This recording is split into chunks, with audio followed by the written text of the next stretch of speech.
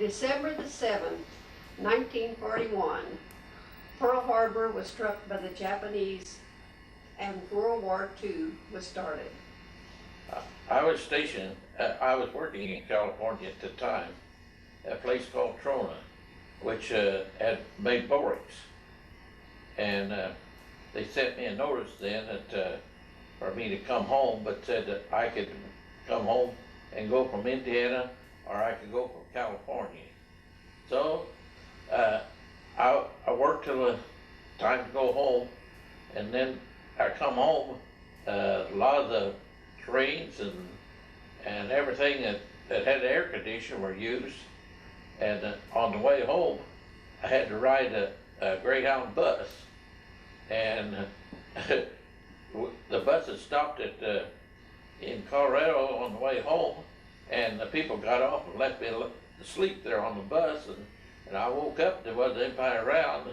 And somebody come along, I said, where's everybody at? Oh, they said, they're on another bus, they're getting ready to leave for Indiana. So I got my stuff and got on the bus and come back to Indiana. I was there for a while, and was inducted at Fort Benjamin Harrison. There it was terrible.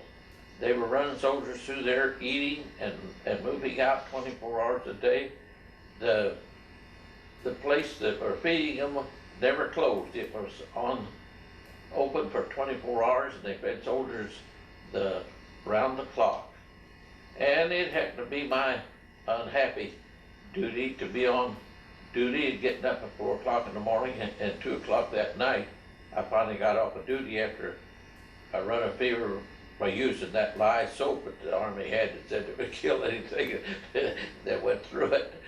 So they got us on a train. Now the train ride was fine. We had a beautiful compartment car, and it had a little, everything was in the compartment car. It had a table to eat on, place to play cards and everything, and the meals were not bad going down. So we went to Austin, Texas. Camp Swift was stationed there, and there at Camp Swift we got our basic training, running and doing all the calisthenics that service had thought about doing, and we were there quite a while, and finally they said, well, you're ready to move on to Fort Sam Houston. So we got on trucks, and they trucked us down Fort Sam Houston.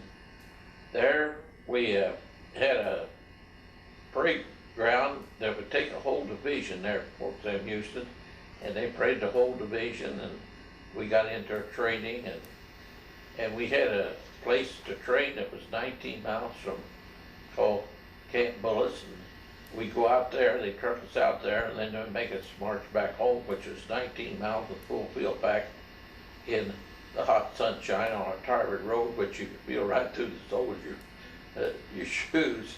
And a lot of guys would walk along like the blood stomping in their shoes before they got back, because it was about 100 degrees there in the sun on the road. And we get back, and of course everybody laid his bunk with his feet sticking out, trying to cool them off for quite a while. And while we were there, we got to see Fort Sam Houston. I did, at least. I knew what I was seeing. And I met some relatives that my father had never said anything about in the 25 years of my life. And I went to see them, and they just welcomed me, and they killed the goose that laid the golden egg practically. They had everything. It was in the wintertime, and they could get everything to eat that there was, even watermelon they had there that day when I was at their house. And while I was there, I saw the battle, where the Battle of the Alamo was fought, and it doesn't look like that today. They just simply ruined it. They didn't have anything around it, no fences, no nothing around it. It was just a plain Alamo at that time. Had a Centap in the middle of it, and this little river that runs through San Antonio, Texas, it's just like Little Venice, and it has the arch bridge above it, and little boats that goes up and down it with somebody with a long pole folding them. And they had the big theaters there that you go in, and they had theaters that had 6 stories high. The people on the stage just looked like they were about the size of your thumb when you looked down there. I saw George White's Scandals while I was there, and that's about the only time that I went into theater. I was the other theater, and it had one of those big sacrificial stones where they killed the people for sacrifice, appease the gods, in the center of the lobby of the theater there. And I got to see the big bar down there. It had the big steer horns. The steer horns are about 6 feet long, I guess, on that come off of that steer. Longhorn bar, I think they called it. And from there, we were sent out to guard on the President's train, and we went from there down through to Corpus Christi, Texas, and there we guarded the President's train when we got there, and they wouldn't tell us what we had to do. So I said, well, we're out there on the beach. I said, I'll just walk up the sidewalk there at the edge of town and buy a paper, and I'll find out. I said, the paper knows everything that's going on. They don't have anything keeping it from the paper. So I got it, and it said, the President of the United States and the President of Mexico is coming to visit Air Force Base here at Corpus Christi.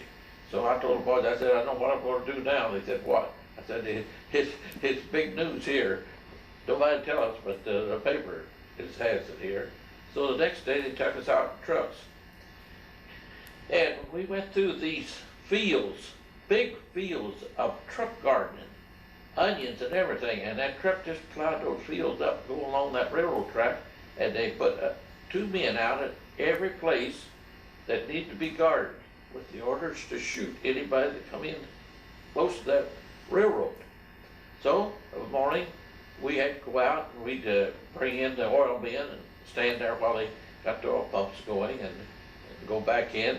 And we had to go along, knock on the doors of the homes and tell the woman she had to keep her kids in that they could be a mistake, and we didn't want anything to happen. And it was this is the United States government speaking. So we spent 2 or 3 days there at Corpus Christi, and then we come back to Fort Sam Houston, and then we went to Camp Hope, Louisiana on maneuvers.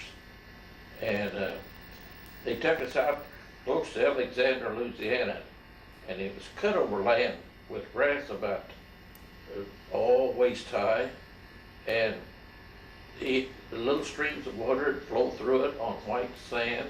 It's fine to take a bath. They allow you enough time to take one. And one time we stopped, and it was hot, real hot, because every day about 2 o'clock from the coast you could just see the rain coming in right off the Gulf of Mexico. And the boys would take a bet on what the day the rain was going to hit. And we saw that cool water, and it was just about 3 inches deep running on that white sand. And everybody, I think my company, stripped off their clothes and jumped in that and started putting soap on them. And the water was so soft, couldn't get the soap off. And somebody said, we're moving out, we're moving out. And here's about 50, 60 men couldn't get the soap off of them. Were trying to get their clothes on. It was really a funny situation. But they got cooled off anyway. While we were in Louisiana, a funny thing happened. My captain, always precise, always on time. He never late for nothing. And I was one of the company runners. He chose the company runners, and we were all in C Company there with Captain Savage, and he sent one of us over there to the battalion every night to bring messages back during the night for him to get the company ready or whatever they're going to do the next day. Well, Uh, one of the times, the company runner failed to get back to find him. It was dark, weren't not any lights out there, and you just stumble around through the dark. They just say, here's battalion, and out there is your company. You just go out there a quarter mile, and you run onto them. Well, we never know. He never did know what happened to his runner. But that next day, he called us all in there, the ones that were in CP, and said, now, if anybody can get me from battalion to my company, he doesn't have any extra duty when he comes back in to the Fort Sam Houston after a 19-mile hike. That sounded awful, awful good. And so nobody take the job. Because a lot of them, they didn't know where they were going when they were out after dark. They couldn't tell north, east, west, or from south. They just didn't know. And finally I said, well, I'll take it and see what I can do. And he said, well, no more duties when you come in after this. No more duties as long as I'm captain of this company. And so I took the job, and the first night I really had a shakedown. Battalion called me over. They said, now, here's a note. Now, a messenger is supposed to read the note and be able to swallow that note. He can't tear it up, throw it away. He's got to swallow it. And if he can get away after he's captured, he can tell the company commander what he's supposed to tell him. Well, they gave me the note, said your company's over there about a quarter of a mile. Right? And it was just so dark, you could cut it with a knife. So I started out blundering over stumps and little trees and everything else. And I got over there and run into some tents, pup tents and Soldiersville, and I said, I'll be back. what company is this? Well, they said, this is the A company. Well, I said, I'm looking for C company. We don't know anything about C company. Well, I moved on down along the line, it was all A company. Moved back, it was all A company. Finally, I run into somebody, and I said, I'm looking for C company. Oh, he says, there's a pile up. He said, A company got in front of C company, and they just dropped down for the night, and they're still there. Said, C company's on the other side of A company. Okay, so I walked through the tents and got on the other side, and sure enough, there was a company, and it was just about time to get up, ready to go. And I woke them up, got the captain up, and I said, you're supposed to move out, but I said, A company over here is following me up, and I like to never found you.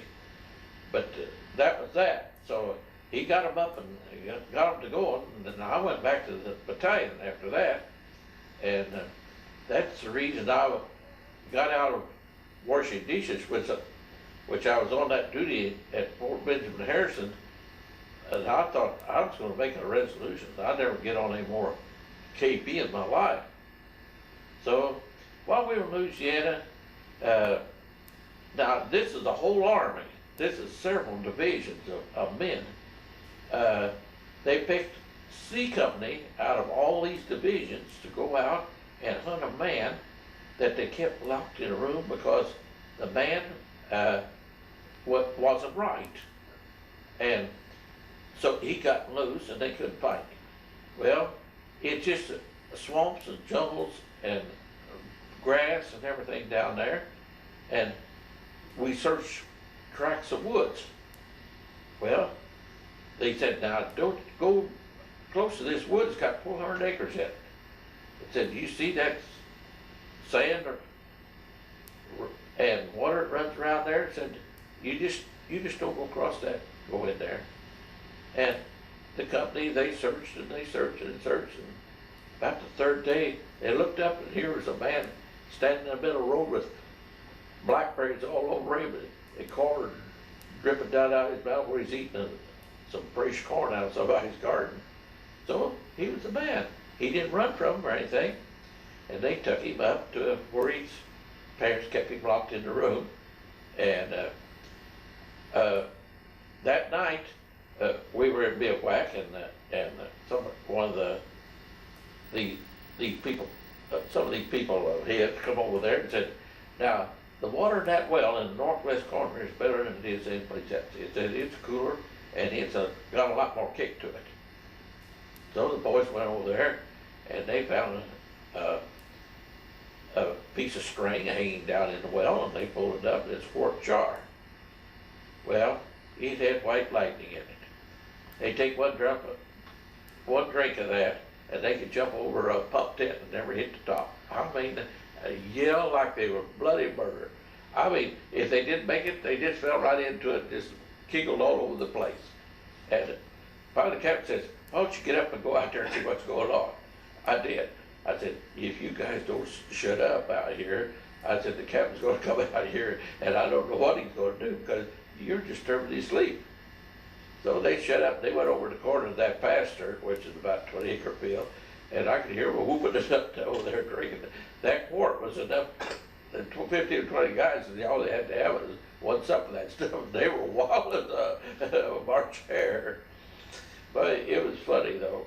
Well, we left there, and the 95th Division was sent to California, Camp Coxcomb, and it was on the aqueduct out there. And we had desert maneuvers. Well, I didn't see much of desert maneuvers. I was put on special detail. I went with a movie company out in the desert, in a canyon, blind canyon, and they had a company of men from all the different parts of the division out there. And they had a full movie crew from Hollywood out there, and they shot a movie shorts that they used to show in the films. And they had the far part of a whole company shooting at one time tracers, showing on this film the far part of one infantry company. And my officer said, hey, we don't need all of you. He said that you want to pass, you can go into Hollywood anytime you want to. And we were out, I guess 50 miles from Hollywood.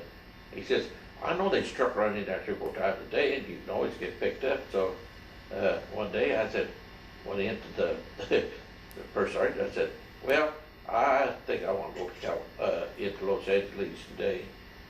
Why, he jumped up, he said, you can't go, what do you think you are around here, coming in here getting a pass in the middle of the day? You're supposed to have those in the night before. Well, I said, my officer said I could go anytime I wanted to. He didn't put any stipulation on it. And about that time, the officer come around the corner of the tent. He said, Sergeant, what's the matter? Oh, he said, this private here, he wants a pass. He said, we don't write passes unless they're put in the day before. He said, Sergeant, stand on your feet, give me a salute. He said, you're here to do what the captain tells you to do. You're not the head of this company. The captain's the head of this company. And you're not running it. Not a word. Boy, he sat down and he wrote me out a pass, and I took off for Los Angeles. Got in there. I went to my Aunt Clyde's and spent a day in there. And then I caught the Army bus. No, it was Army truck coming back. Warm weather and desert. It doesn't get too cold only at night. At night, your feet just freezes off. You just can't get warm at night. In the daytime, you burn up. Well, while we were there, they said, Company C, you've always had a good record. You've been #1. So it looks like we're going to have to give you a detail. I lands, everybody's looking, roll their eyes around what we're going to do now. They said, we're going to send you into Los Angeles to Griffith Park, and there you'll be with the movie stars and all the big MGM, all the big movie houses, and you'll make a film. Said we got $80,000 to make all kinds of training films with. So we went in there, and they put me in a tent that had 8 men in it, and those 8 men filled in our men that were on medical for that day, had to go to see the doctor, and I'd fill the company out with them, and I could either go as one or could stay. And if I stayed, they might find a little something piddling for me to do, but one day they did. The restroom, somebody had the ignorance to put a big apple in the toilet, and it went down stuck, and it filled the whole restroom full of water, because somebody didn't design the restroom right, and they made a bowl out of it without a drain in it. So the first sergeant got me a pair of 4-buckle overshoes, and I waited in there and took the toilet up and found out what was wrong with it. He said, now, you go down to Santa Anita Racetrack, and there you get repaired. He said, the Army has complicated all the plumbing in this section of the state, and it's in one big warehouse, and it was. And they had everything that I needed.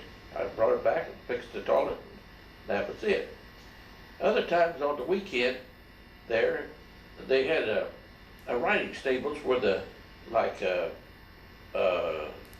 Tonto and his wife would come there, pick the horses up, they would ride, and other movie stars, and they had a place on the road that they could ride the horse on the road without hitting their head on the above. And it was nice to see the movie stars. They were always friendly and nice, and they have beautiful horses. Oh yeah, we got to see several of the cowboy stars out in Grippa Parker riding. One of them had enough silver on his, Mexican silver on his saddle. I think it's $20,000 worth of silver on his saddle. He's the one that had the white horse that white horse didn't do the stunts, but he had another white horse that was put in to do the stunts, and that one horse never did do the stunts. So he had a substitute, just like the actresses had an X-ray for them. And we talked to people that filmed all over the world. One guy says, boy, he said, you should have been with me on that one experience. He said, we was out in the jungle, said it was wet and damp, and said we just sweat all the time, to just run off a stream. He said, we went to bed, got up next morning, and picked up our Camrys, and he said, well, not a one of them worked, they were all rusted. And he said, we spent the rest of the day scrubbing the rust off of them. He said, guess what we did? We put the whole Camry down in oil, and then he said the next morning, we had to spend time to clean the oil off before we could go out and run the mill. So, they were stories that I've even forgotten. I don't know what they are now, but it was interesting to talk to them. Well, we stayed there. They made films up at Big Bear Lake and 29 Palms. That's where they raised the dates. And they make dates in 40 or 50 different ways, and every one of them is good. And it was a lot of fun. We weren't under orders at all the time. We're free, and in those films also we made marching down the road. They split apart and let the trucks go by, and they made films on medicine films about the boys catching the VD and all this, and they took them to hospitals, and they had beautiful nurses there. They helped them do these films, and we were there till April, and when it come April, they said, well, you're going to Indiantown Gap where the 95th Division is stationed now, in Indiantown Gap, Pennsylvania. So, what happens? We get on a train that has 5 or 6 sleeping cars and a baggage car with one engine on it to go clear across the United States from California clear to Pennsylvania. And all that time, there's a guy in a enclosed four-wheel track cab that run in front of our train, looking at the track all the time. And it was funny to look out when you would go around a curve, you could see him out in front of us. If the train would speed up, he'd speed up. And I always thought, boy, I bet he doesn't go to sleep. He sure get a bump if he did. But he was always in front of us. And he was supposed to check it. When we got in Chicago, we had an incident happen. They looked at all the couplings.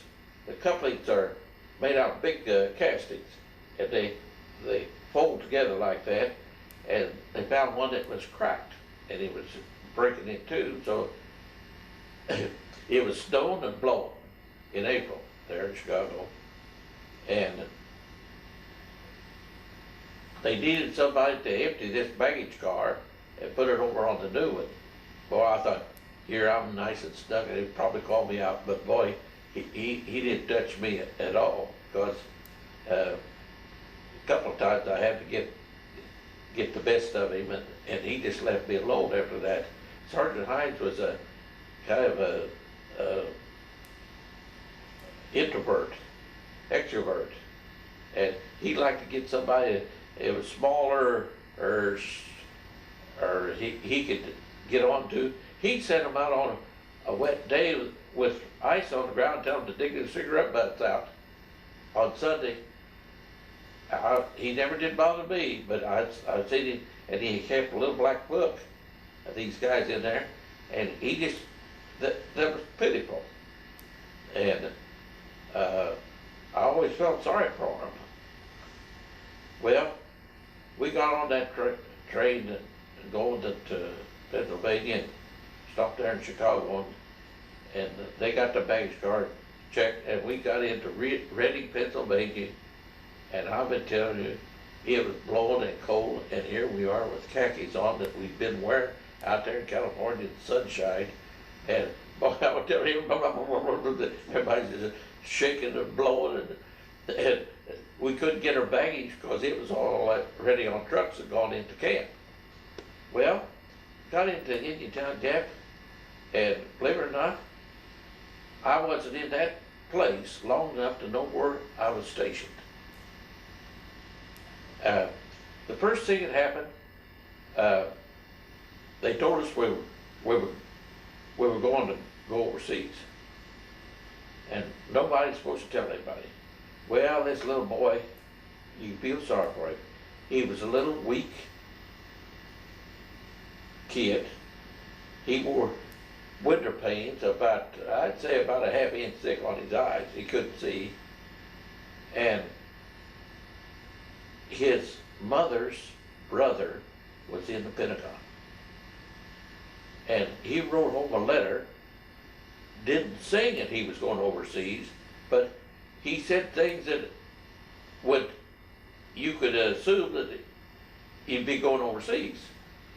Well, he sent that letter home, and our regimental commander was very smart. He took this boy and got up before the whole regiment. He said, I'm going to make an example out of him. I don't care who he is or where he come from. I'm going to make an example out of him. Boy, did he eat dirt. I'm telling you. That boy told his mother he was going to be court-martialed, and said, I didn't write anything home telling you that I was going overseas. And she said, I sent that letter to my brother down in the Pentagon, and he said that letter wasn't anything to court-martial you over. He'd be right there. Well, the boy come along, and he kind of grinning. He was kind of enjoying it. He said, boys, they set the trial. So what my company all get us out in front. We were right across from regimental headquarters. We was all waiting to see what was going to happen. Well, first his mother come up. She didn't come in a car. She come in a limousine driven by a chauffeur. Boy, our eyebrows went up about like that. I said, uh-oh. I said, I'm just waiting for that Philadelphia lawyer to come in. he was with her. The next car come in. It was flying flags, and it had a 2-star general in it. And I said, boys, I don't think this is gonna be much of a trial. I said, 2-star generals don't come to the Pentagon out here for a little private. And the boy come along a little bit, and he said, boys, he said, this will last about 20 minutes and I'll be going home. We all looked at him and him wondered, and everybody went in. The generals got out, they went in, and about 20 minutes he come out and says, boys, and got in this limousine, and he hauled over there and said, boys, he says, I'm going home. He said, I don't know what's gonna happen, but I'm going home right now. It's gonna be, and a little bit, everybody come out, and we found out afterwards that our regimental commander got his, you guess what, shootout over this. And we never heard any more from the boy, because his mother said, well, he can't shoot a rifle, he can't see, hardly get a fork in his mouth. So it was a big joke all the way around. We never did see him anymore. Well, the next day or two, the officer come and said, Otis, I'm gonna send you down there to Carolina Beach. He said, our company needs a guy on a 50 caliber machine gun. Said they got a range down there, got it set up, and we got a 7-foot remote control airplane, and it puts out a long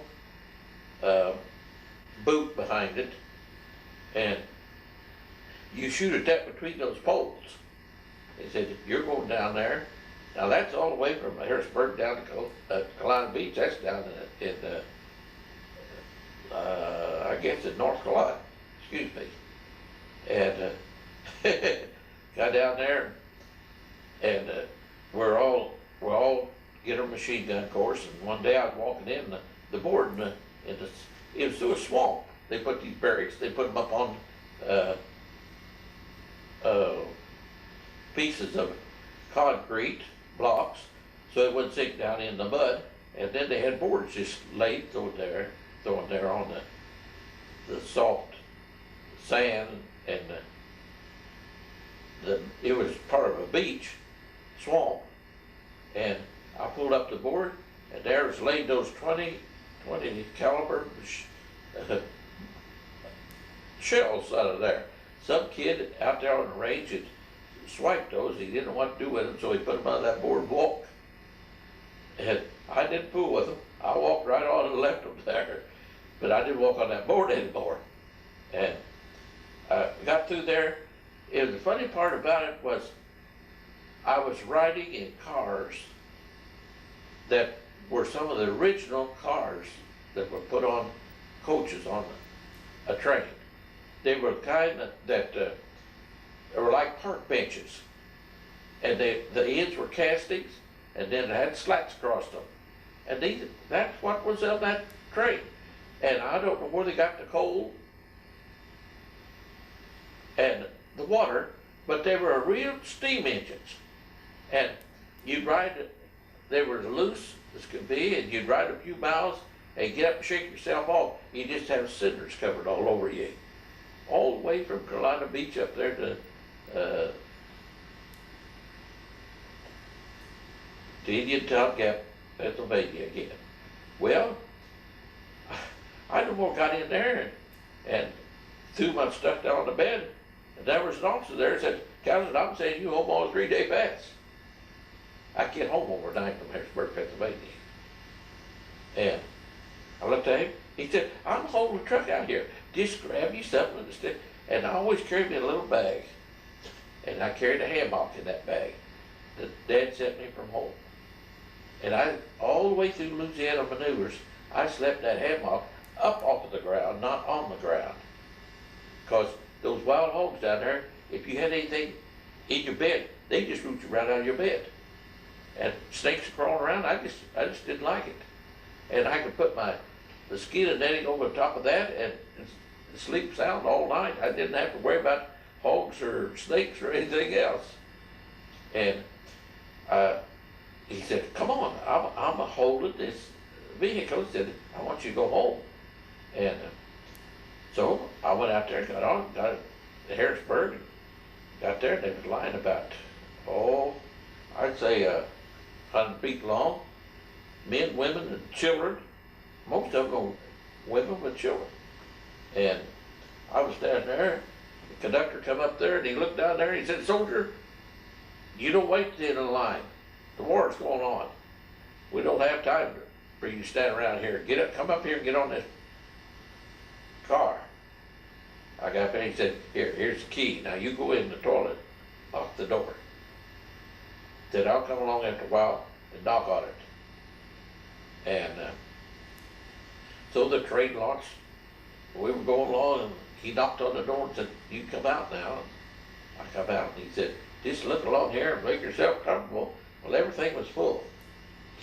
And I looked up there and they had these old-fashioned racks up there.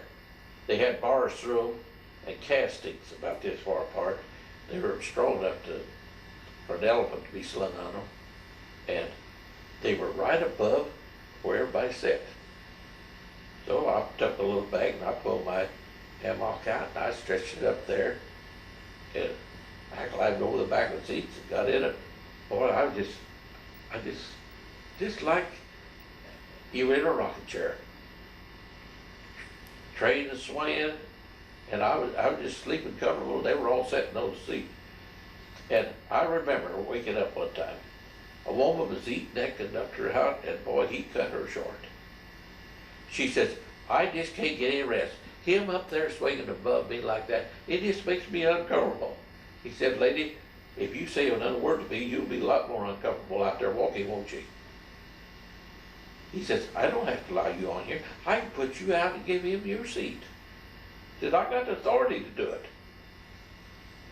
I've never heard her say another word to the whole night. And I could hear somebody snoring down there. She just, one of the little biddies that wanted to raise the gate. I had nothing to do with it. I was that far above her head. Well, I got into Terry Holder, Ben Sand. I guess it's Ben Sand I got into. And got off the train, and the bus for Evansville just pulled out on 41.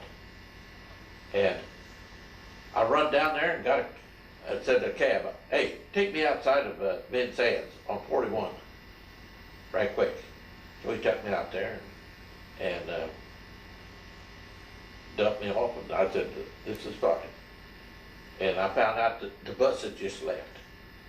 And I got out. I didn't hitchhike much, but when I did, I'd turn to get somebody.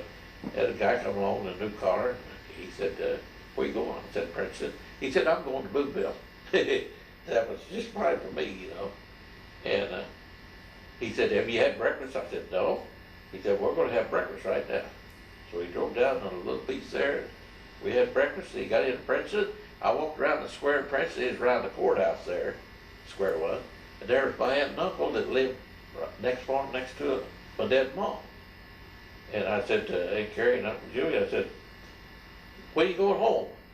Oh, he says, we're ready to go. We're just sightseeing. We're walking around here. They just walk around the square and talk to people, visit. And they sit there on Saturday night and talk to people on the square, and they just visit. It's a pastime. It's a social affair. And he said, we can go anytime. And he said, well, you want to go now? I said, anytime I'm ready, anytime you're ready. And I got home by 12 o'clock the next day. And they didn't even know I was coming home. And got home, and he gave me a 3 day passes or something. And boy, I thought I had it.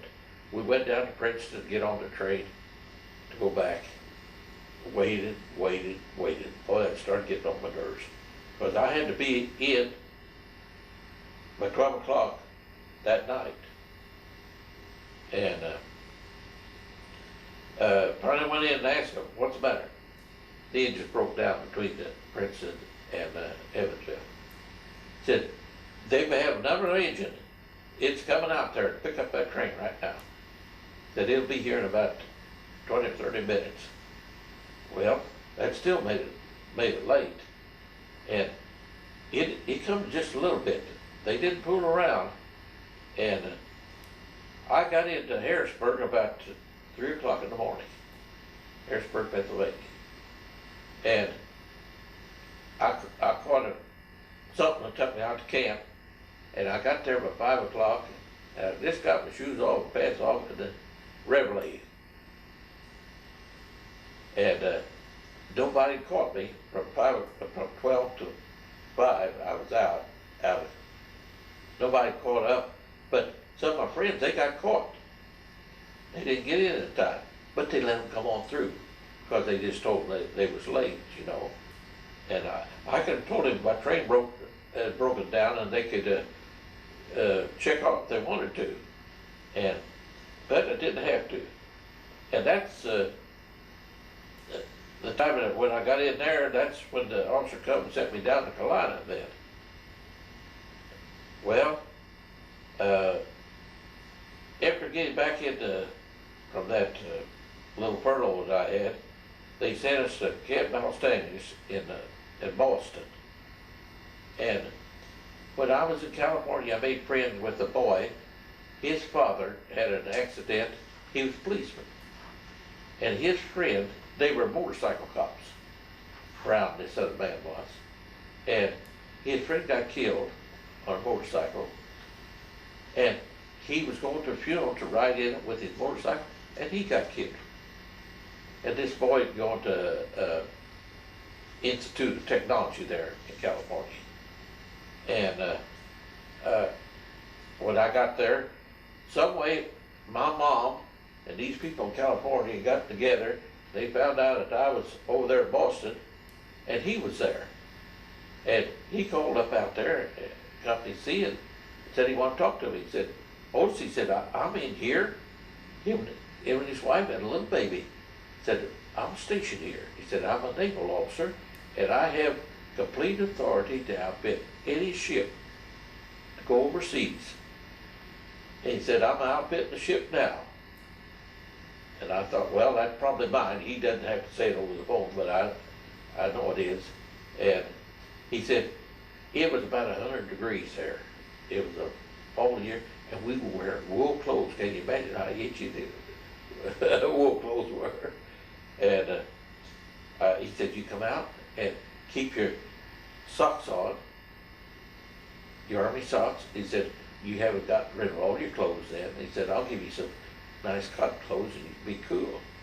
Well, while I was there, we had a nice long talk about the people out in California, the McGee's, which was his grandparents, and about his uncle, which was a dentist. He had he just was a dentist, and he only took the people when they called him. He went down there and he had an office on Broadway on the second story. They had an office with a one-way looking glass in it, and he had his patient back to that, and he did his work looking out in his office. He didn't have a reception. He just opened up his office and come there and fixed these people's teeth. And he said that they're all selected people. He said, I know every one of them. And so we left Boston. We were 3 days. That ship was fast. Leave Boston and was going to Liverpool, England. That ship was over 800 feet long. It was the West Point. It was built in 1940 at Newport News.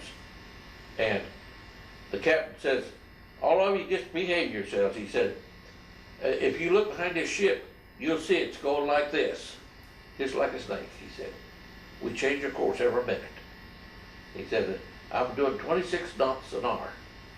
Now that's almost 30 miles an hour on land. He said, I've got it in high gear. He said, we're going to get there.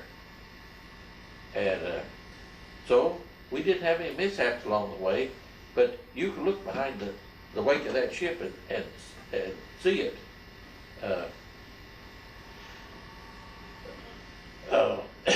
After getting to Liverpool, we got on a train, and they call it, they're like the toot of all trolleys. I'm gonna tell you, the baggage cars are half the size that they are because the towns are small. The little coal cars are about half as big. And that train runs, it would run in 65, 70 miles an hour. And it didn't take it long. Here's Liverpool way up here, here's London way down here. We would take it clear past London, clear past there, towards the south coast of England. Southampton, we were an hour's ride from Southampton, and here's England, here's London here, and Liverpool up here, and an hour's ride, and that thing went through the countryside like it was a mowing and blowing. I mean, they're all polished up. Now, the cars, you get in them from the outside, the doors all open on the outside. They have a hallway down them, but when you get off, there's a walk there, step, and you get off, and they took us from there on a train down to Barton Stacy, and it's a quaint little army camp, and it sits above on a plateau, and there's a town down below, just down, and there's water run through that town, stream of water about this wide, and every house has a well house, and that's where they put their milk and cream in that water runs up. That's where they have the cooling. And they were covered with, thatched with straw on top. And the birds just come and go all the time. It's a quaint little place. While I was there, I had a chance to go into London. And I'm a pretty good walker. I could do a mile in 12 minutes at that time. And I got in London and I saw Westminster Abbey, Westminster Cathedral, Trafalgar Square, the changing the guard at the palace. Well, and I saw Waterloo Station. That's the biggest piece of glass, land under glass I've ever seen in my life. Whole trains come back into that thing. And the bombs had knocked too many panes out of it. One church was hit there close by, I got to see, and the people worshiped there, and that church was hit by a B-bomb, and I don't think it's but one person hurt in that church, the whole thing being hit.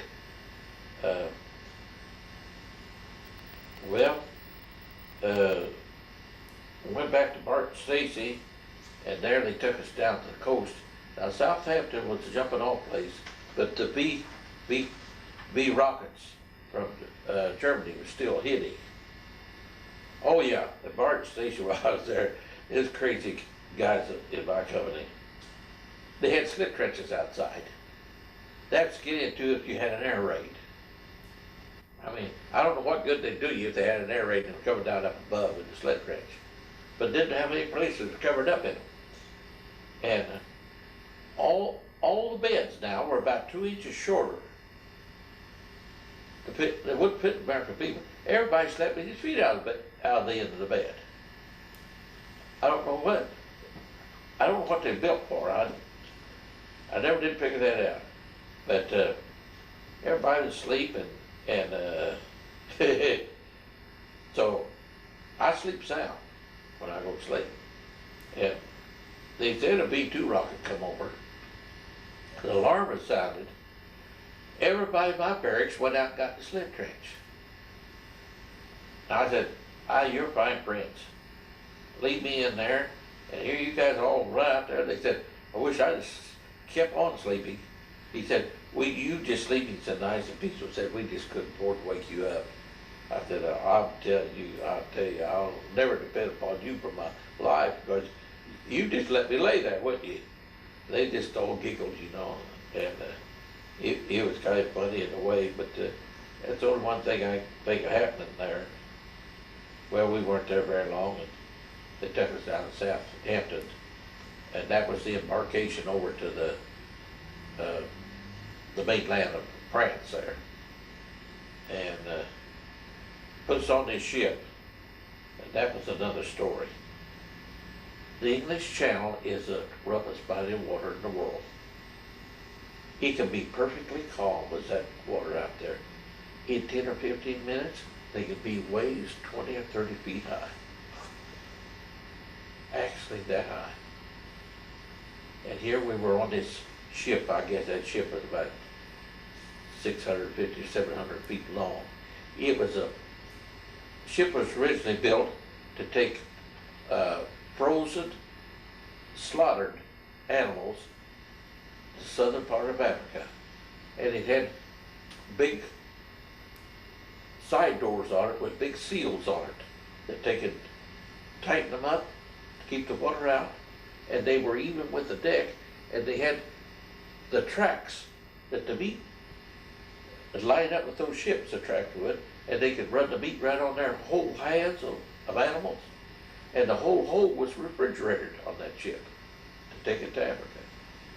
And we were all on there, and they said, well, we're going to disembark next day. Well, you wouldn't believe this. It's unbelievable. We went down to breakfast. Now, ships at sea anchored out in the water without a dock will swing at anchor. When the wind changes, they change. You go down to eat, and you look over there and see land, you come up, and you're looking at the water the next time. So, well, we come up, and boy, the sea was just beaten up in froth. I mean, just time I went down to eat. They only have 2 meals a day. Now, to keep you from getting seasick, you really need 3. If you keep your stomach full of something, you won't get seasick. And it works out that way.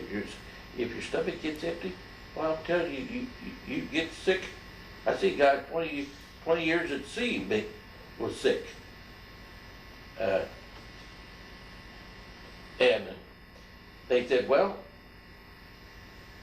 we're going to have to get you off here. So they had a great big landing net made out of rope that big around. They hung it off the side of the ship so you could climb down it. Well, they brought these landing barges up below. And I still a print in my mind. I almost saw a dozen men get their legs cut off. Just as they were all going down, and they were about 20 or 30 feet from the water, and I saw this wave coming, and he carried that barge up, and it went up about 20 feet on that ship, and slammed right across that landing net, right below those men's legs, and boy, that stopped the landing right there. So, we sat on that for hours, that ship. Now, was this the landing in France? This is landing on the mainland of France. Fact of the matter, you can see the bunker that they captured is still left there. They didn't blow it up. That is about Omaha Beach. It's still there.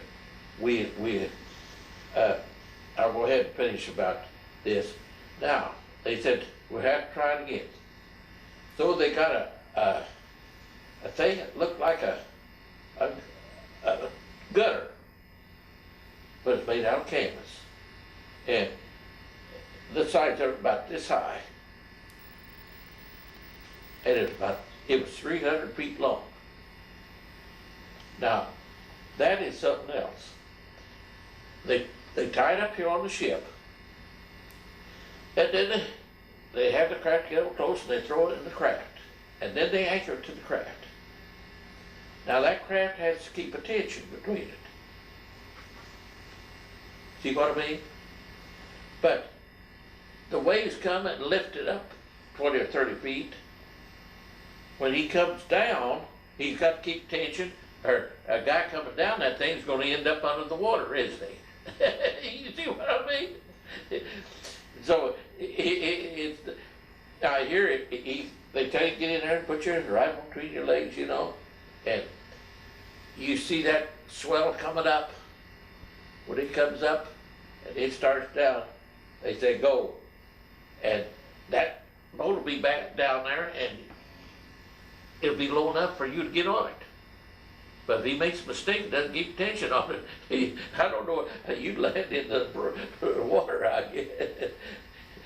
But that's a, now, think how many times that they had to do that to get, 1,000 people off that ship. Now, when we landed at Omaha Beach, it wasn't funny. They said, now, if you want to stay alive, don't get out of that tape, that white tape. And it was just about this wide. And said, if you do, you'll probably kill yourself and a whole lot of other people by hitting a landmine. Said, we did clear the beach completely.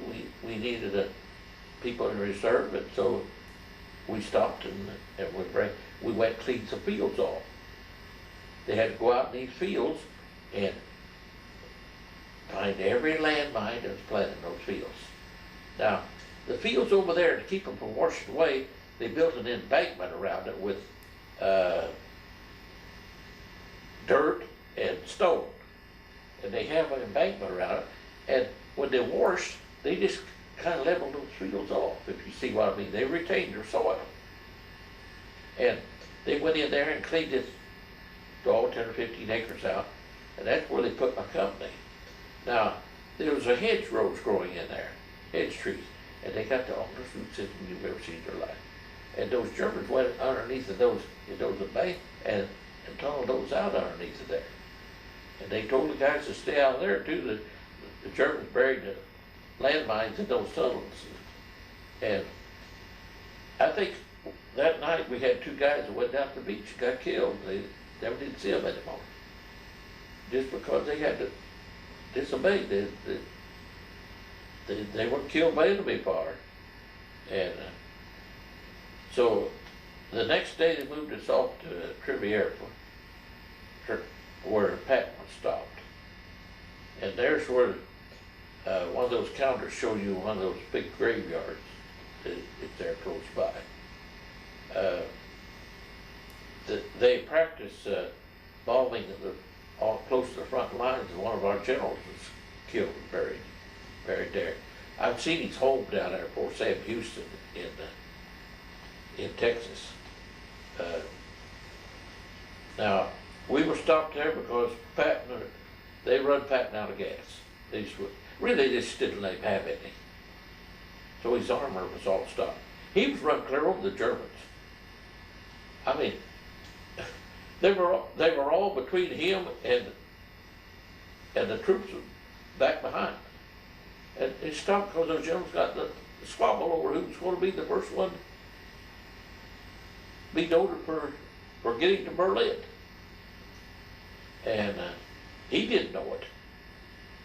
And because we left there and went to the Moselle River, and it was flooded. The Germans, fact of the matter, that it doesn't say, but they opened the dam and flooded the lowlands on each side of the river to keep us from getting crossed. And I was stationed with the battalion headquarters, and it was on one side of the river, and my company was on the other side of the river. Well, I couldn't get over there, and finally, Captain Savage and the boys had driven the Germans out of the woods, and when they got them out of the woods, the engineers come up and brought some big boats, and they was 6 men to the side of one of those. They were big, heavy boats, and we went across this field, and the mud was about that deep, and got the boat in the water. We got out in the middle, and the Germans started to bombard that boat, And the engineer says, "This is all the further we're gonna go, you got to get out." I looked up at him, I said, "Anybody gets out of here, it's gonna be you." I said, "I was raised on a river," I said, "I know where the riverbank is, it's over there where that green is." I said, "You take me beyond that, then there's land over there. But this side of that, nobody's gonna get off this boat because," I said, "that we'll all go to the bottom because they gave us all the ammunition you wanted to pack, everything you wanted to pack. Here's some machine gunners, mortars, all that heavy equipment." I said, "No, so." Boy, he said, "Well, I just got to get back." Well, I said, you go back after we get out of the boat." I said, "You go back in." But it's scary. You see this artillery fire come over and it bursts in the air and it throws the shrapnel down. Now, if it hits the ground, explodes, it goes up. Now, the softer the ground, the less likely you are to get killed. If the ground is frozen, it's liable to skid along on top of the ground, the shell, the fragmentations. Well, we got across there, and here's this water-soaked ground, just like we have around here today. And everybody's digging slip wrench. Well, after he dug up a foot or two, it was full of water. And I finally got one dug, and I went down to help a medic dig his, and he was hysterical.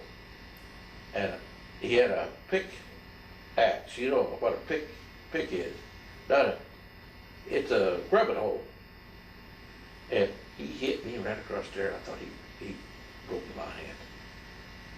And I was through. And here, the artillery up above there had been shelling all morning long. And they started shelling. I ran back and got my water in my trench. And I don't know what happened to him, but after he wounded me, I was out of it. I had a great big scar there a long time. He hit me a pretty good lick, but I don't know what was the matter with him. He had plenty of room to work. And finally, we decided we were going to move. We saw a town up there, about 500 feet. Well, 500 feet's a long ways when you're in combat. And we got up and run and took off and went into that town. And my men were in the woods just across the road from that. They'd chased the Germans out and taken over the woods. The only thing they had got all the snipers out of the woods. And they finally got rid of all the snipers. And that's on the road from there on to Metz. And Baker, he was a general. He took over and called him Task Force Baker. And he took my company and some other companies, and we started on the road to Metz. And on the road to Metz, we was going along a church, and those dirty Germans hit mortars into those big stone walls of that church and sprayed guys, down on guys, marched along the road. And I saw 2 or 3 of them get hit with shrapnel. There was a lot of us there, but we could hear if you're wise enough, you could hear a shell going. Well, you can't hear it any longer, it's ready to hit the ground. You get pretty fast when things like that, But you couldn't hear the mortar shells. They were up in the air, and they hit about 50 feet up on that church and burst. And I think Sergeant Hines and I can remember a couple of others getting shrapnel hit.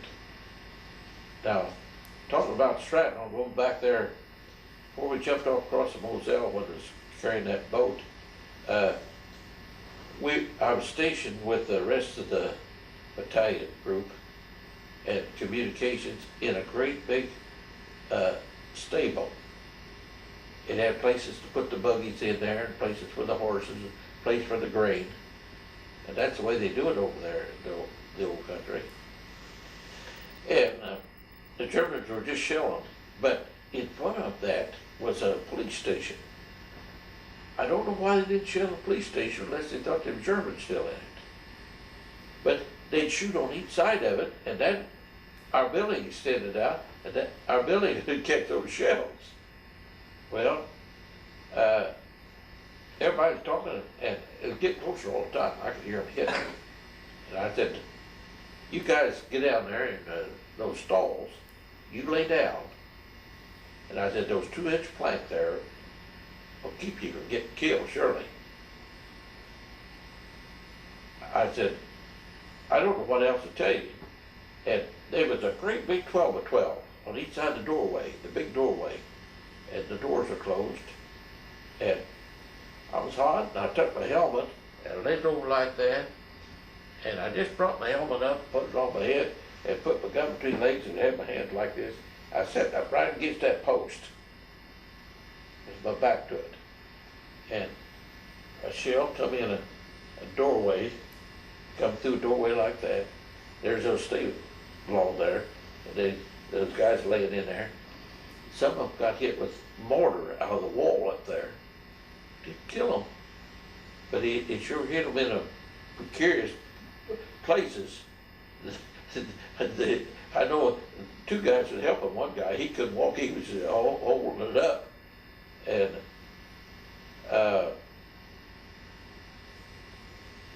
it happened all of a sudden. He went through that communication room in there and blew that practically, come through that door, and right about there in that helmet was a place caved in. It come pretty close to my head. If it hadn't been for that strapping in the inside, it would have got me. And a piece hit me here, and a piece hit me down here. And so we helped the guys over to the police station, and they said, well, the battalion medics are right down the street, so we'll go down there and get you all fixed up. Went down there, and they fixed everybody up and said, okay, back to the lines. And what did they do? They handed me a Purple Heart out there in the middle of combat. I said, I don't want this thing. What do you think I'm going to do with it? We don't want it either. We have to find something to do with it, so we're going to give it to you. I got my combat right out there in the battlefield. He said, see that barracks bag? He said, that's full of Purple Hearts. I said, it's the most ridiculous thing I've ever heard. And that's the same one that I got today. I finally got home with it. But I lost a lot of stuff in it. Going back when we jumped across the Moselle River, we was going into the town of Metz off LSN, because this is after we took that boat and got across the river and we go towards Metz. And as we were going into Metz along for this church, there was all along each side of the road was there's explosives along there. Now, I don't know why those explosives were deactivated. But it was about 4 or 5 miles. We got into the edge of Metz, and I was walking along there, and a guy shot at me. And have you heard electric wires break or spark? Well, that's the way a bullet sounds when it's close to you. You know what it is. And I hit the ground and rolled over to the bank. And there was this great big fort. They built their forts out of arched brick over there, back there in the early century, not century, but about 600 years ago. And they just made arches out of brick, and then they brought those slaves in, and they covered them up with dirt. And woods were growing on it. And I raised up a corner of my eye and looked like this, and right around the trunk of a tree up there, around well, base of a tree, a bullet come out, and it was a tracer, and it was just about that high above my head. And he's got the bead on me, he knows I'm down here. So, about the time that one passed, I was up, and I run about as far as we hit the road and got the building, got in front of that thing. And the doors were closed, and it was a bakery that had all these stands of bread on them.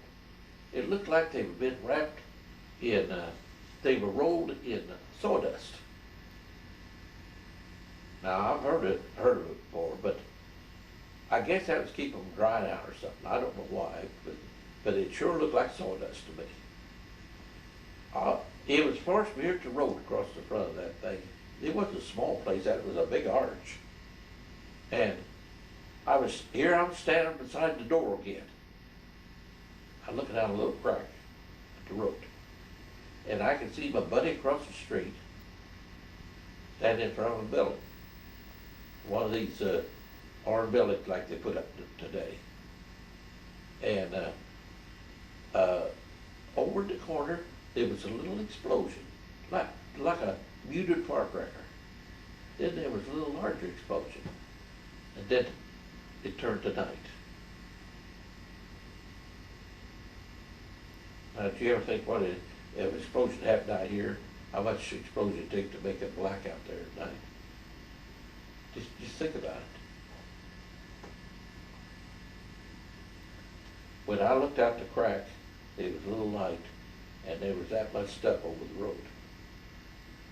And that whole thing was blowing up along there. Jeeps, he took a light tank, it threw it over in the building. And I looked over there, the building was laying flat, my buddy was standing in. He said, I got around that side region.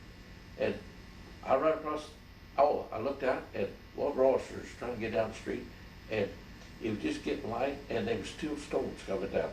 There was a stone hit him in the back that big around. And I saw an article not long ago that said that he had a back trouble. I guess he did. I know a stone hit him that big around. I never did see him after that. But as soon as it got a little more light, I ran out and ran across there. What happened to my buddy? And I couldn't see him. I got to looking around. And he was on the inside of that building because some of the sheet metal were blowing off. And those braces they put through it to brace the building, the long rods, there was one sticking right there. I thought, oh, he's dead. And he started moaning. And I reached in there and started easing him out underneath all that. I got him out. And then that little light tank started up. And here come our D Company's clown. You always have a clown. I don't care how or what's going on, you'll always have a clown. If they were cutting a guy up, he'd have a clown. He back there at one time, no, after we got him back, I'll tell you why. Here he comes. That Jeep it looked like he had been through a body crusher, car crusher. And it had two spokes, and he was driving that with those spokes across all that debris. And just like somebody dumped one dump after another, and it was about that deep on the road. And I had a lot of stuff in our Jeep and trailer and cabbage and stuff. You know, that was just, the dirt was just leveled to the tops of it was built up. The Jeep driver was killed, Brack from Big Bend, Kansas, was killed. That tank started up, and it just roared to a roar, and he was backing up, and he's going.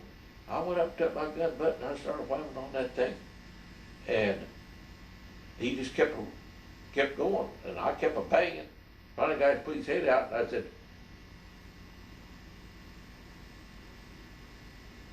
"Stop this thing!" I'm gonna get out of here, I'm gonna get out of here. No, we got all these people laying all over the place injured. I said, we're gonna roll this tank down first. As many men as we get on here, as many men you guys can hold, we're gonna get them on here. I said, there's no other way. You can't get an ambulance in here, and you can't get carriers in here, because it's about a quarter mile, this is wide, down this road. And I said, you couldn't get these people out alive. I said, we're gonna take them now.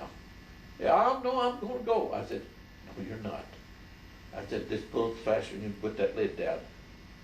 They're gonna carry you out too with them. But I said, that tank is gonna stop taking these people out. I mean, when people's hysterical, they only have one mind. That's run from, or get away from what's bothering them. And so, finally he got the thing shut off, and this guy in the Jeep, he come around over and said, can I help you? I said, yeah, let's get these guys on here. Let this Jeep go. I said, he can go across all that debris. It won't hurt the tank.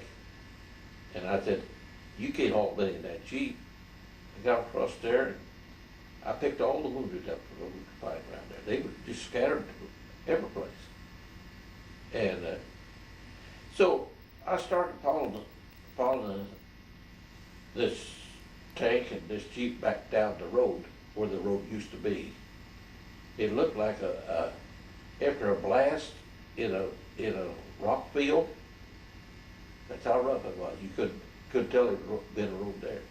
And got down there, and here's an officer come along with about 25 enlisted men. He says, here's the roster, and I see that you had trouble. He said, you throw up a defense along here. Okay, so there's the barn over there, and I put guys on that, and I looked over there, and there was the SS trooper laying there in the road, but he was alive. And I'd heard things about those son of a guns. They'd suck people in and get them close to them, and they'd kill them. And I wouldn't go near it. I stayed about 25, 30 feet away from him. And I threw these guys across there, and finally I said, I'll hold a gun on that character, and you ease up there and find out what's the matter with him. And I said, you keep your gun on him. I said, he's tricky. They kill people. I said, they're hurting, and they don't want to, they've got to do something. And he got up there close to that guy, and doggone if he didn't roll over and pull a P-38 pistol out from underneath. The guy shot him, and I don't blame him. He's gonna kill him. We stayed there in Metz for several days till they took the whole city because there'd been snipers in it. We had one of our guys grabbed a horse and had an old top hat, and he's riding up down the street, and he got the officers nervous. He sent a couple of guys out to have him arrested and said he couldn't stand to see him run up down the street and I'll get a bullet between the eyes like the rest of them. So they took him off his horse and house arrested him for a while. And that was kind of funny, but it's pretty dangerous riding the street in Metz right after his take, because they had a lot of snipers around. And if they couldn't get a sniper, they'd take a big 155 mobile on track and just lamb blast the side of a big building with it, which would knock a hole in big enough to run a team of horses through it. They didn't hear much about the snipers too much after that. I guess he thought that bullet would go after him if they caught him shooting anymore. Well, we left there, and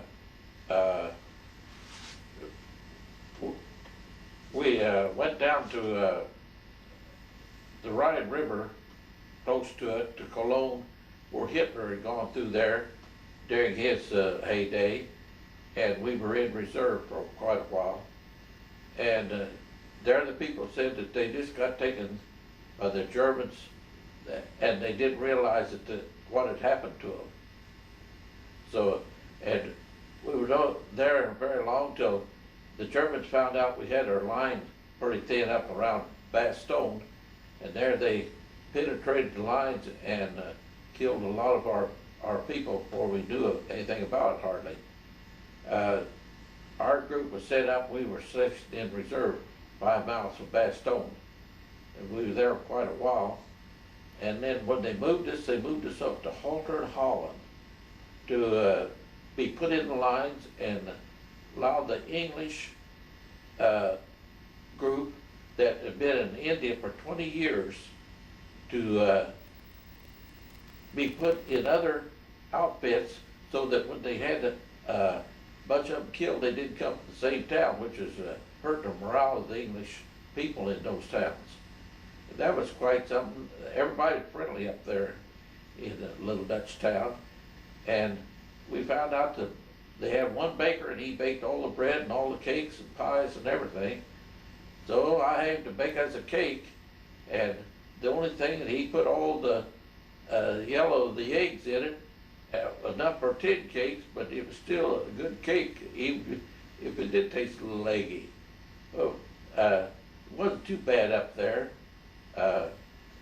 The guys were a lot smarter when they come back, because one house wasn't occupied up there in the front lines, and somebody got into it and they got bed bugs all over them. So from then on, if they saw a house that wasn't occupied, nobody got into the house anymore. It was kind of funny. When we come back, Pat had everything assembled in the Rhine Valley.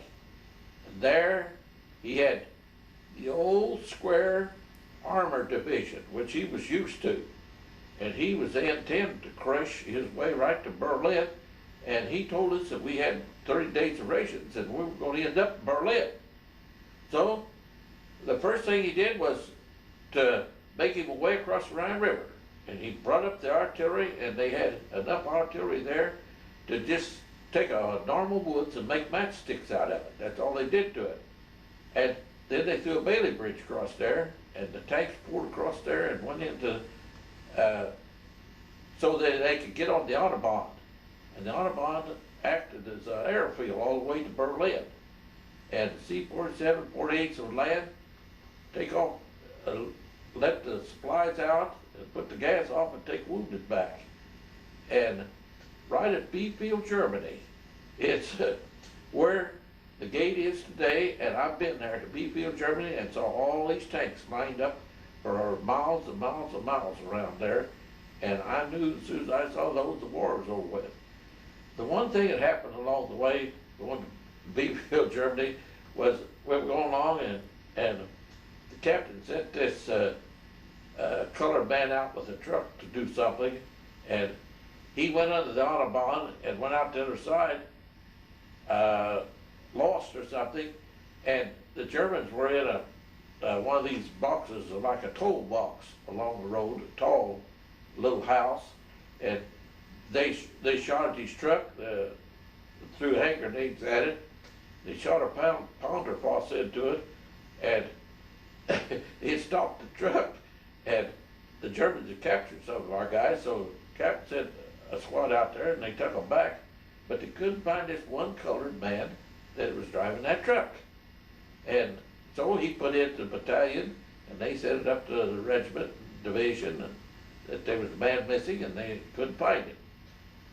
So about a month later, while we were down cleaning up several weeks later, cleaning up the Ruhr pocket, which is the last of the war, down in the Ruhr Valley, Neheim, Germany, which is a well-noted place because there's a big dam there about 500 feet high, and backs up a lot of water, and they use that water power there in aluminum making electricity, and it washed the road out because we blasted a hole in that thing about big enough to float a house through, and they took slave labor up there and filled that up, but it washed the road out about 6 feet deep all the way down that valley. It went right down the road. Well, that was But what happened to the man that ran away? You black man? Oh, the black man that ran away, that's another story. Later on, the captain got a note back that man was 230 miles away when he was finally, somebody caught up with him. So everybody had a big laugh about that. He wasn't stalking long enough for that powder puff. It was really funny. Well, is this the Battle of the Bulge that you're getting into? No, this is clear to Beefield, Germany. Oh, yeah. I said we were stationed 5 miles from Bastogne in the Battle of the Bulge. I already went through that. Okay. Now, after we were at Beefield, cleaned up the river park in Niedheim, Germany, down in the south, they put us in occupation. We were at a little town in like French Lick, Indiana, called Soest, S-O-E-S-T. It had a hotel, it had a big storage place, it was a prisoner camp where they had all the French officers in there, and it had a big warehouse about 300 feet long, 50 feet wide, and about 35 feet deep, and they confiscated all the bikes that the French people had, and that thing was stacked full of bikes. As soon as we took over, they started demanding their bikes back. And I said, Captain, there's no way. You don't have time. Nobody has time to go in there and sort all those bikes out. I bet there's 1,000 bikes in that building or more. 2,000. And I said, when they come, we'll just tell them to take a bike and go. And if they don't want it, just walk off and leave it. I said, that's the only way to do it. But they all took a bike and left. I let them pick out the bike that they wanted. I didn't make any difference. He took his neighbor's bike and he recognized it, because if he took a bad bike, it was his pick. And while we were there, Patterson, Secretary of War, come, and we just been in combat, and all their clothes were in barracks bags, and they were all wrinkled and crumpled up, and we knew we were going to have an inspection, and so I told them to get the barracks bags out to Captain and bring them there to the hotel where we were staying, and I get them fixed. And they brought them there, and I got those French people to come stay up half the night ironing all these clothes, and got the company ready. And next morning they all fell out and I fell in bed. And they had their inspection and everybody looked good. But it was quite a problem to get all those clothes straightened out and all looking like soldiers instead of ragamuffins. But I got it done. And we were there, and I had one incident. When you liberated somebody that's been captured by the Germans, when you liberated them, they wanted to tell the Germans that they go into the houses and grab them by the throat and say, cook up, cook up, cook up, cook up. And they come screaming over to our headquarters saying, those Russians over there are mistreating us. So we'd have to take the Russians and put them back in behind the fence again after we liberated them, and it become a kind of a nuisance in a way. Now there's where I met the Serbs. The Serbian people were the hottest people I've ever seen in my life. They walked along with their nose up in the air. They were always clean, had clean clothes on, and they were captive by the German people to come there and work. And if any of their people went to Germany volunteered to work, they wouldn't have anything to do with it, the Serbs would. They were just simply frowned upon. And so the other thing was that the Baroness of Lippstadt, Germany, on the Lippe Canal, he come over. I don't know how he got over there. No, he contacted one of our groups that's in security there, because we were the government then, and told him that he had information that his crib, which is about 200 feet long and about 8 feet wide, full of corn was gonna be destroyed by the Russians. And he was worried because they needed that corn. It was in the wintertime, the spring of the year. They didn't have a crop yet, and they needed that to feed the people. And Captain said, well, take the jeep and go over there and see what you can do. I went over there, and I went in this big castle, went up the door, knocked on it, and this German met me at the door, and I told him, oh, I said, somebody notified us that he could speak English as good, well as anybody, that you were gonna have your corn destroyed. He said, yes, come in. And boy, I walked into that place, and the stairway was 15 feet wide, great big winding stairway, went up, a big fireplace across the other side. There was a picture frame above that fireplace, 10 feet by 15, and oh man, I really got to see the front room of that castle. And they were real nice, and they told us that we could, the stables used to have horses and things in it, but now they had living room out there. And he said, if you need to put some troops over here to guard our corn, he said you can put them in that. So I went back, told the captain, and he sent somebody over there with a squad of men, which is 12 guys, and they occupied the place all the time we were there to keep that corn from being destroyed. The fields were level there, and they had crops, and they used scientific methods. They saved every particle of manure. They run big cisterns. They pumped it out with little pitcher pumps into tanks and took it out and spread it on the fields. They were very scientific, and their production was great on what little land they had.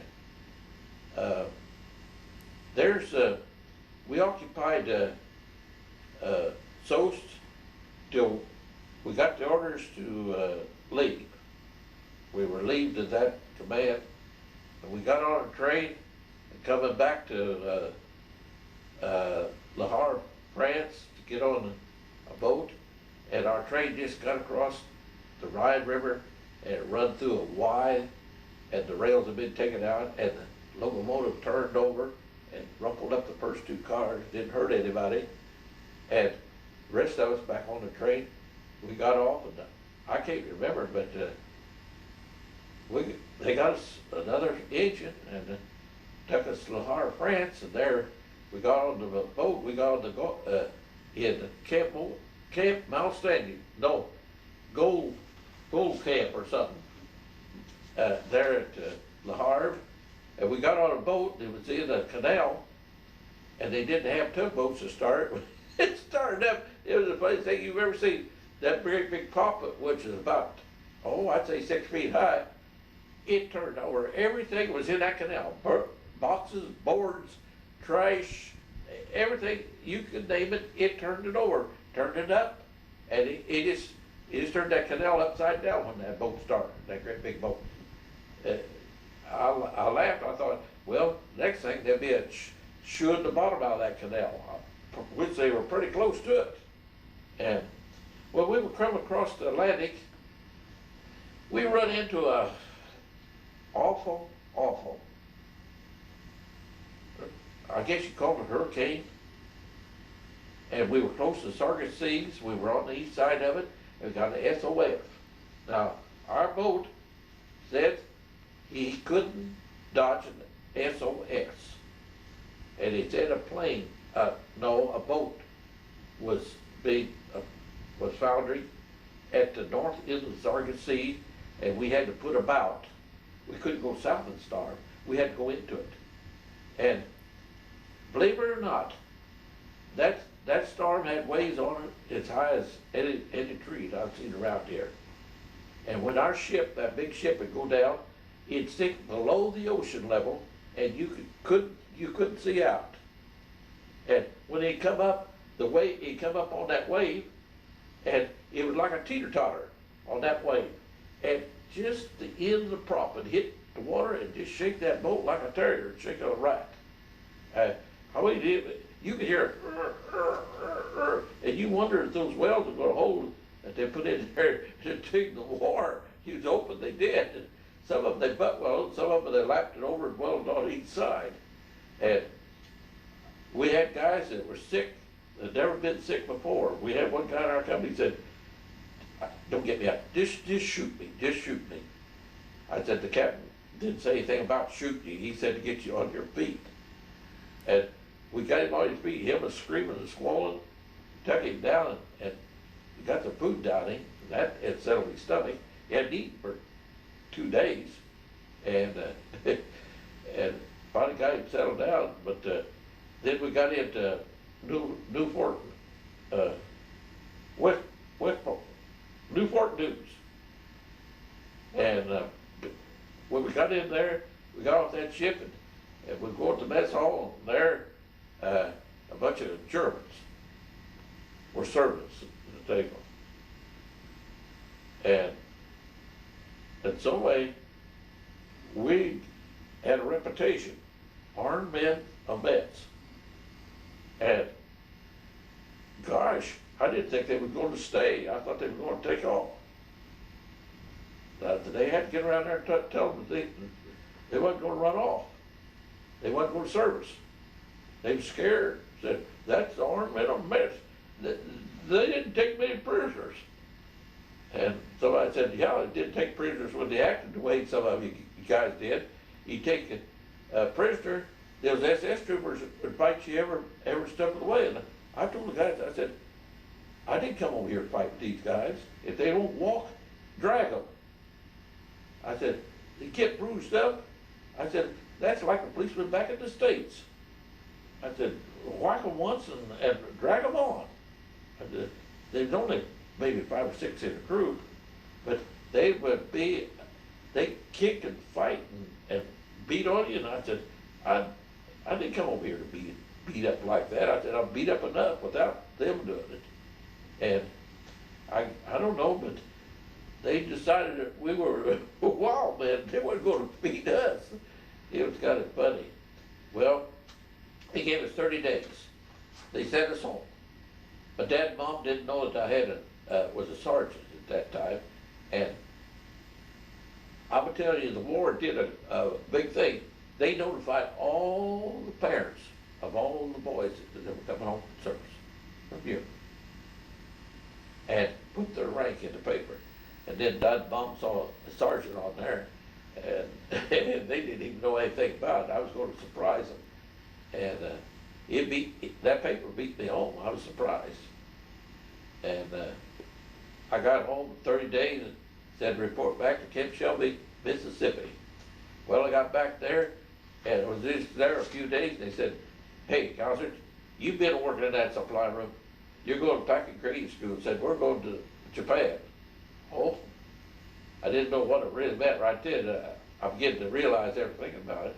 Yep. The same day that bomb was going to be dropped, I was supposed to go to packing grade school to get all the equipment for C Company ready to go. They tell you how to pack it, they send you the stuff, and you don't have anything to worry about, just put it in there and nail the lid down. And the next morning that bomb was dropped, and I never heard any more about it. Our officers, believe it or not, we were close to New Orleans, Camp Shelby is, and they all took off for New Orleans. The captain and I and a few other non-coms, the only ones left in that place. And our orders come through immediately. I mean, it couldn't have been over 2 or 3 days. You're being discharged by the convenience of the government. Said they'll stop the war debt, get us out of there. Won't have to pay soldiers any longer. Convenience of the government, you know. And you have a slip, and it's a double piece of 8 by 10 paper, but it's not cut in two, and it's folded over. It has long lines on there. It's got all your equipment on there. And every piece of equipment has to be authorized by the initials of an officer. And he has to sign at the top.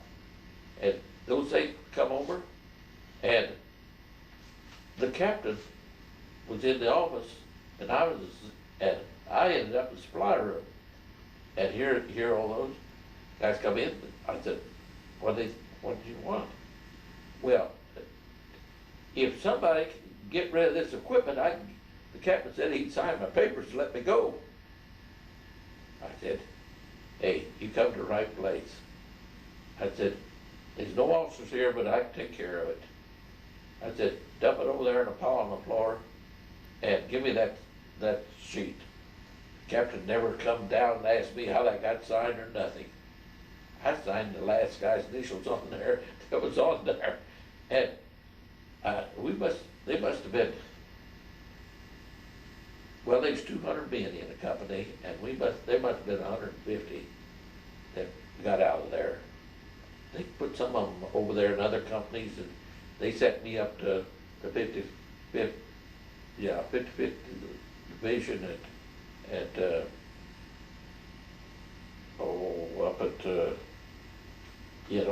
Arkansas, Camp Chaffee, and sent some of them other places.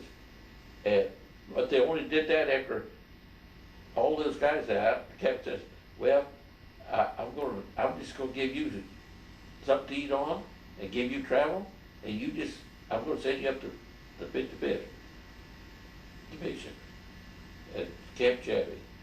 Well, during the meantime, all this clothing started collecting. And he'd say, well, I don't have this. I said, sure, you got that. I just signed it. I wasn't gonna take anything out of their pay, but shoot, while the war's over with, everything they got, here we were I got $21 when I went in there, I got $21 a month. And here those guys were working at home in the assembly line and making ammunition. They were getting pretty good wages. And I thought, well, if he can get anything out of the government going, it said, well, we'll give you $300. That's what they gave us when we started home, a piece. And I said, nothing's gonna be taken out of your board's check if I can help it. And I just signed the whole thing. Captain took it. He never, Penrod Thornton never said a word. And these guys just as happy as could be. And after the first day, they come together and up. I said, what are you boys gonna do with it? Well, they said, we bury some. We take some down to the Gulf and dump it in. Let's see, bury. Let's see, I forget what else they said they did with it. I said, well, you don't count it, do you? They said, heck, no.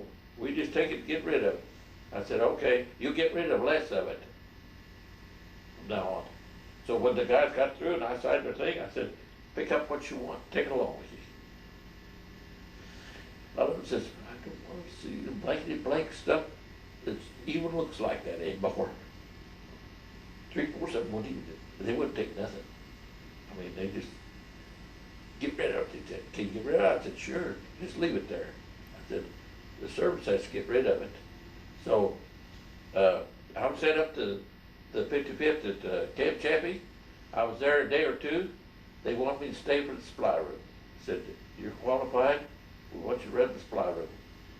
I said, listen, you forced me to put my name on here when I got in here, but now you're gonna have to put your name on it.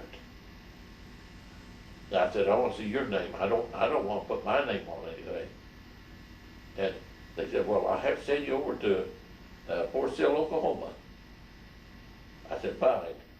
So they give us 3-day travel, meal tickets, government meal tickets. Nobody refused to take those. And sent us over there and said, in 3 days you report back over Fort Sill.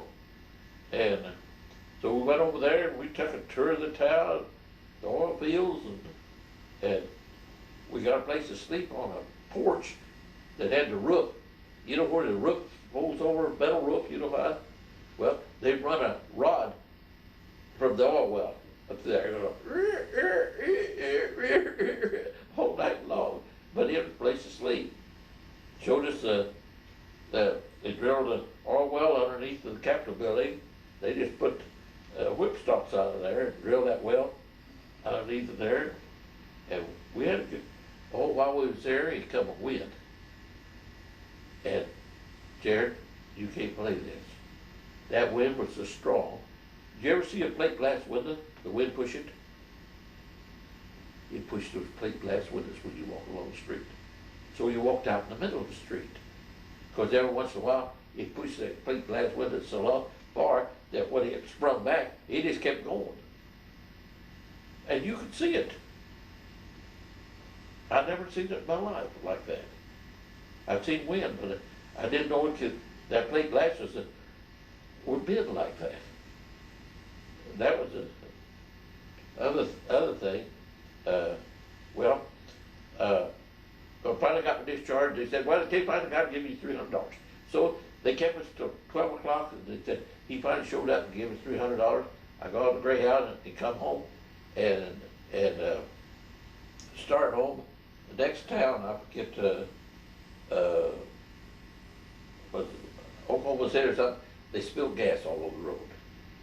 And we had to detour, the Greyhound did, but the old Greyhound come right on through, and that was the best time of my life. Well, I'll tell you, I got home November the 15th, I think, or something like that. And I started Oklahoma City College,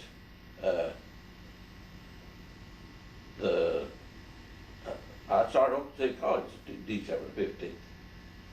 They had a semester started in then. No, it was a term. No, semester. They had 3 terms. So that gave you a chance to start any one of those 3 terms. And that ends up the story of that.